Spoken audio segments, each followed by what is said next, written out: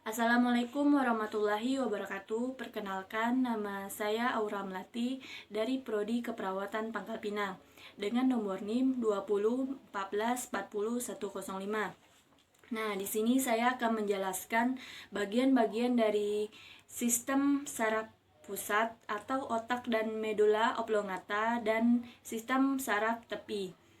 Nah, pertama saya akan menjelaskan sistem saraf pusat, otak, dan medula oblongata. Nah, sistem saraf pusat ini terdiri dari 10 bagian, yang mana 10 bagian ini memiliki fungsi yang berbeda-beda. Di sini saya akan menjelaskannya satu persatu beserta fungsinya.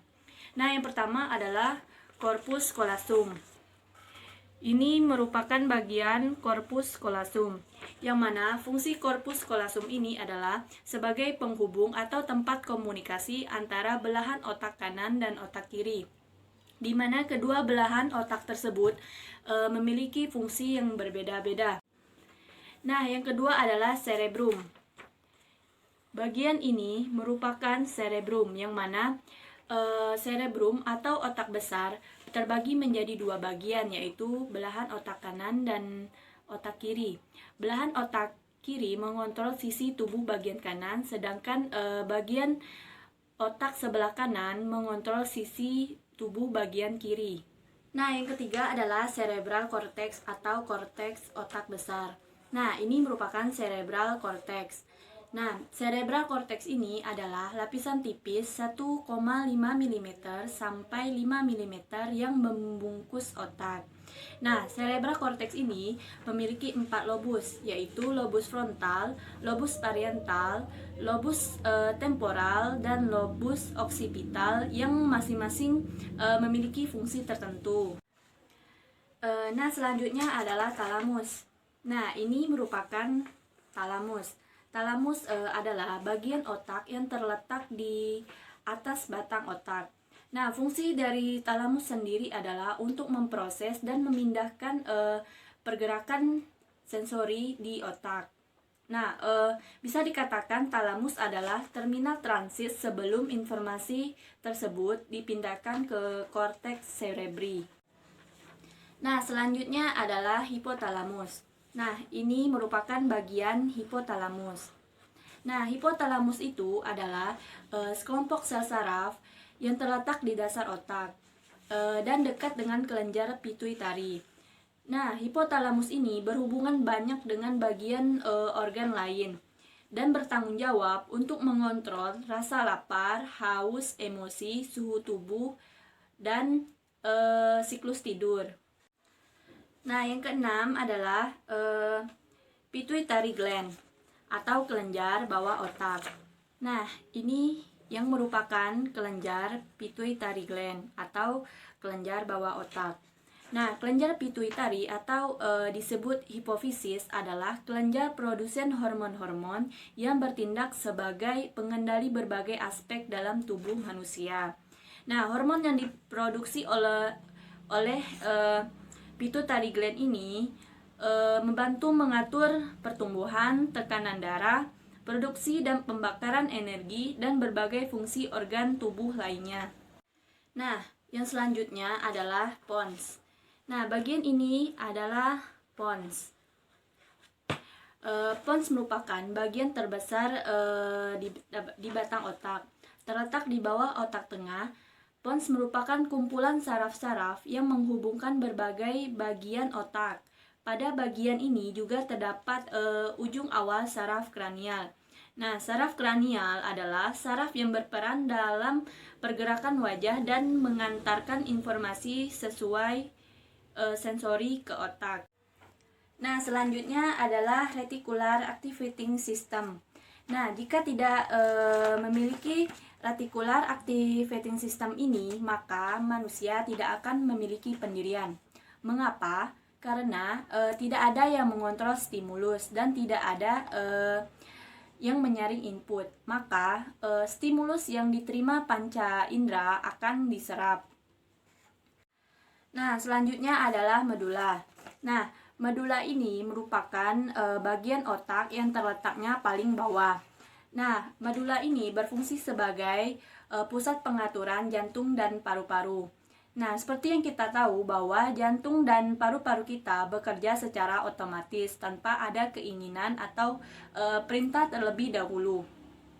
Bagian inilah yang menjadi pusat kontrolnya. Medula oblongata berperan dalam berbagai fungsi penting di tubuh, mulai dari bernapas, bersin, dan hingga menelan. Nah, yang terakhir adalah cerebellum. Nah, bagian inilah yang dinamakan cerebellum. Cerebellum ini mengatur kerjasama otot, mengendalikan keseimbangan dan menjaga postur tubuh. Yang kedua adalah sistem saraf tepi 12 kranial. Nah, terdiri dari 12 bagian dan memiliki fungsi yang berbeda-beda. Nah, yang pertama adalah sistem saraf olfaktori. Nah, inilah yang dinamakan sistem saraf olfaktori. Nah, saraf olfaktori lah yang berperan dalam indera penciuman dan penghidup. Saraf tersebut mengirim informasi dari hidung ke otak terkait bau yang ada di sekitar kita. Nah, jadi jika Anda mencium bau Indomie, maka sistem saraf olfaktori Anda sedang bekerja. Nah, yang kedua adalah optik. Nah, inilah bagian optik. Nah, saraf optik masuk ke dalam saraf kranial yang berperan dalam sensori. Sebab saraf inilah yang berperan dalam penglihatan kita. Saat kita menerima cahaya dari luar bersama dengan bagian-bagian lainnya, saraf ini akan membantu menyampaikan informasi ke otak untuk diolah sehingga kita bisa mengenali apa yang kita lihat. Nah, selanjutnya adalah okulomotor. Nah, bagian inilah yang dinamakan okulomotor. Nah, saraf okulomotor ini memiliki dua fungsi motorik, yaitu fungsi otot serta respon pupil terhadap mata. Nah, saraf okulomotor juga membantu mengontrol ukuran pupil sebagai respon terhadap cahaya yang diterima mata. Nah, selanjutnya adalah saraf abdusen. Nah, bagian inilah yang dinamakan saraf abdusen. Nah, saraf abdusen bertugas untuk mengatur pergerakan otot yang disebut rectus lateral. Otot ini fungsinya berhubungan dengan pergerakan mata. Ia menjadi salah satu otot yang berperan saat mata melotot atau melirik. Nah, selanjutnya adalah vestibulokler. Nah, inilah yang dinamakan dengan vestibulokler. Nah, saraf vestibulokler ini berperan dalam pendengaran dan membantu keseimbangan manusia. Saraf ini mengandung dua komponen, yaitu saraf vestibular dan saraf cochlearis. Nah, selanjutnya adalah saraf glosoparingeal. Nah, inilah yang dinamakan saraf glosoparingeal. Nah, saraf ini berperan dalam fungsi motorik dan sensorik. Nah, ketika berperan sebagai fungsi sensorik, saraf ini menerima informasi dari tenggorokan, tonsil, telinga tengah, dan lidah bagian belakang. Saraf ini juga berperan untuk merasakan sensasi di lidah bagian belakang. Nah, saat berperan dalam fungsi motorik, saraf ini sempat mengatur pergerakan otot staphylofaringus yang memungkinkan tenggorokan untuk melebar dan memendek. Nah, selanjutnya adalah kranial aksesori. Nah, bagian inilah yang dinamakan kranial aksesori. Nah, saraf aksesori ini berperan untuk mendukung motorik atau pergerakan dari otot leher.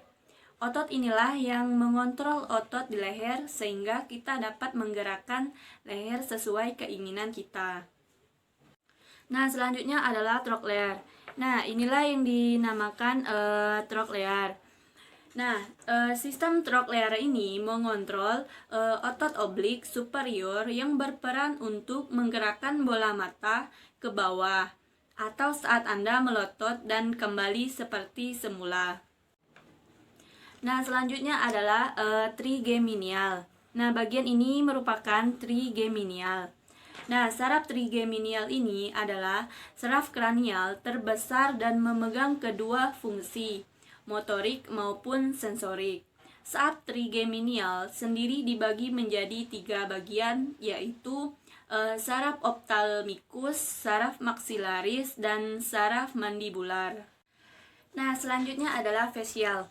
Nah, bagian inilah yang merupakan facial. Nah, facial adalah sama seperti halnya dengan trigeminal.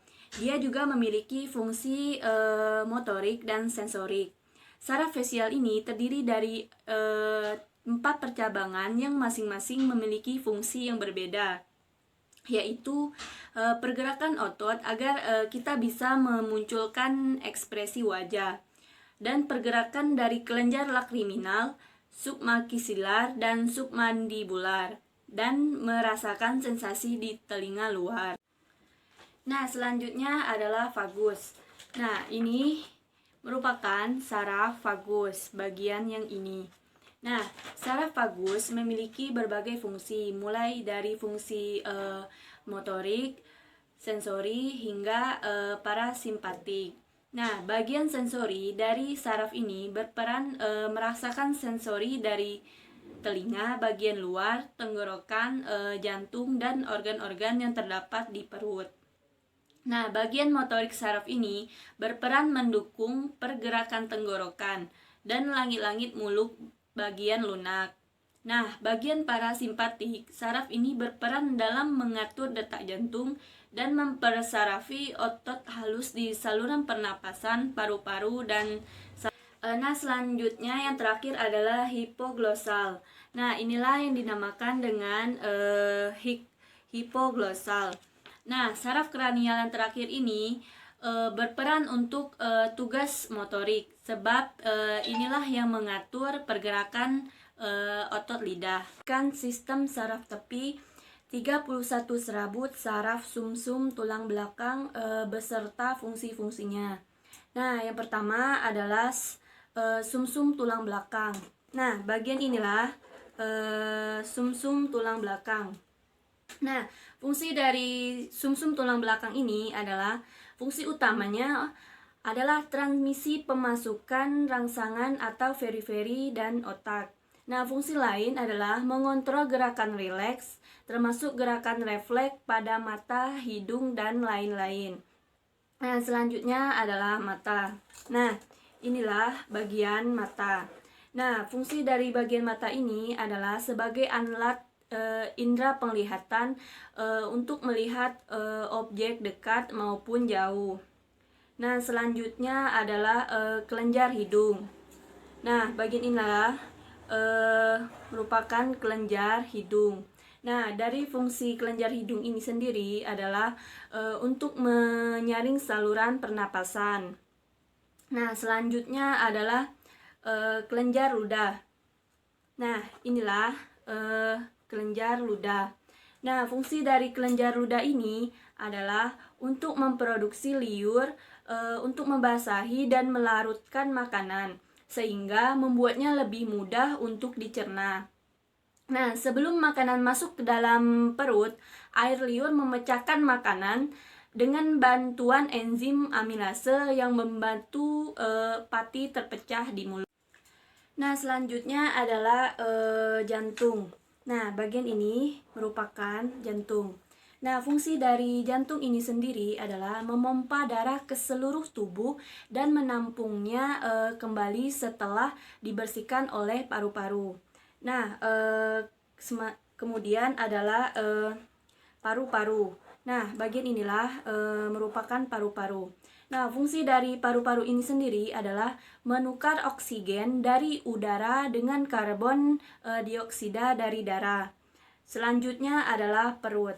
Nah, bagian inilah yang dinamakan dengan perut. Nah, fungsi dari perut ini adalah bertanggung jawab dalam pencernaan dan penyerapan proses pernapasan. Nah, selanjutnya adalah pembuluh darah. Nah, inilah bagian pembuluh darah. Fungsi dari pembuluh darah ini sendiri adalah mengangkut darah ke seluruh tubuh.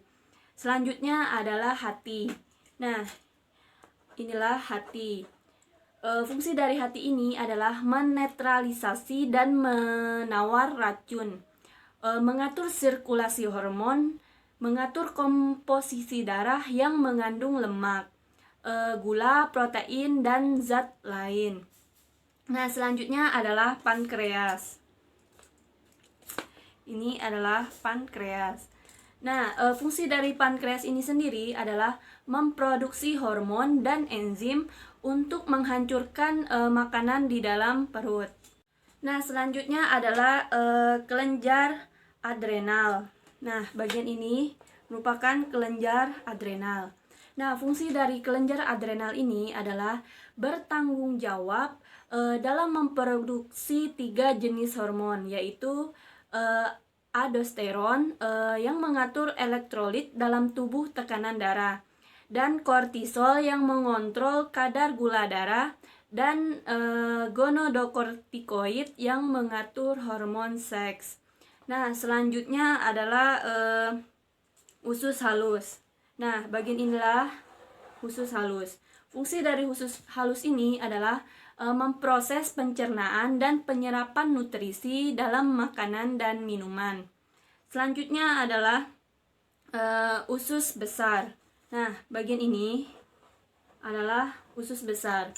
Fungsi dari usus besar ini adalah fungsi utamanya menyerap air dari feses. Kemudian adalah ginjal. Nah, inilah bagian ini merupakan ginjal. Nah, fungsi dari ginjal ini adalah menyaring darah, membuang limbah dan racun dari tubuh, juga membantu mengeluarkan urin. Dengan kata lain, ginjal adalah membantu keseimbangan cairan yang ada di dalam tubuh. Selanjutnya, nah yang terakhir adalah organ seksual perempuan dan laki-laki. Nah, penis berfungsi sebagai saluran kencing atau urin sekaligus tempat keluarnya sperma. Sedangkan vagina adalah berfungsi menghubungkan lingkaran luar dengan rahim sekaligus tempat mengalirnya darah, menstruasi, dan saluran keluarnya bayi. Nah, selanjutnya saya akan menjelaskan sistem saraf tepi juga, 31 serabut saraf sumsum tulang belakang. Nah, sistem saraf tepi 31 serabut saraf sumsum tulang belakang ini terdiri dari 4 bagian, yaitu pertama adalah cervical nervous. Nah, bagian inilah yang dinamakan dengan cervical nerve. Nah, tulang belakang cervical ini merupakan tulang belakang yang berada di leher dan berjumlah 7 buah. Secara umum, bagian ini memiliki bentuk tulang yang kecil dengan proses spinusus atau bagian tulang yang seperti sayap, yang berukuran pendek kecuali tulang ke-2 dan 7. Tulang-tulang tersebut memiliki sebutan khusus seperti atlas atau C1 dan aksis C2, dan diberi nomor sesuai dengan urutan mulai dari C1 sampai C7. Nah, selanjutnya adalah thorax nervous. Nah, inilah bagian thorax nervous terdiri dari 12 buah. Nah, tulang belakang torang ini memiliki tulang punggung bagian atas dan berjumlah 12 buah. Bagian ini memiliki proses spinosus yang berhubungan dengan tulang rusuk. Nah, bagian ini dikenal sebagai tulang punggung dorsal. Kedua belah tulang tersebut diberi nomor sesuai dengan urutannya, yaitu dari T1 sampai T12. Nah, selanjutnya adalah lumbal nervous. Nah, bagian inilah lumbal nervous yang terdiri dari 5 buah. Tulang belakang lumbal ini merupakan tulang punggung bagian bawah dan berjumlah 5 buah. Bagian ini memiliki ukuran yang paling besar dan paling lurus konstruksinya, dan menopang beban paling berat dari tulang belakang lainnya. Secara umum, nyeri punggung sering disebabkan karena adanya gangguan pada bagian ini. Kedua belas tulang ini juga diberi nomor sesuai dengan urutannya, yaitu L1 sampai L5. Nah, selanjutnya adalah sacral nervous. Nah, bagian ini merupakan sacral nervous yang terdiri dari 5 buah tulang. Nah, tulang belakang sakral ini merupakan tulang belakang yang membentuk sakrum dan tidak memiliki celah, atau diskus intervertebralis antara yang satu dengan yang lainnya. Nah, bagian ini terdiri dari 4 sampai 5 tulang, dan setelah usia 26 tahun membentuk segitiga. Nah, sakrum seperti irisan di antara tulang pinggul. Kelima tulang ini tersebut diberi nomor sesuai dengan urutannya, yaitu S1 sampai S5. Nah, baiklah, mungkin itu saja penjelasan dari saya. Jika ada kekurangan, saya mohon maaf. Saya akhiri, wabillahi taufiq wal hidayah. Wassalamualaikum warahmatullahi wabarakatuh. Terima kasih.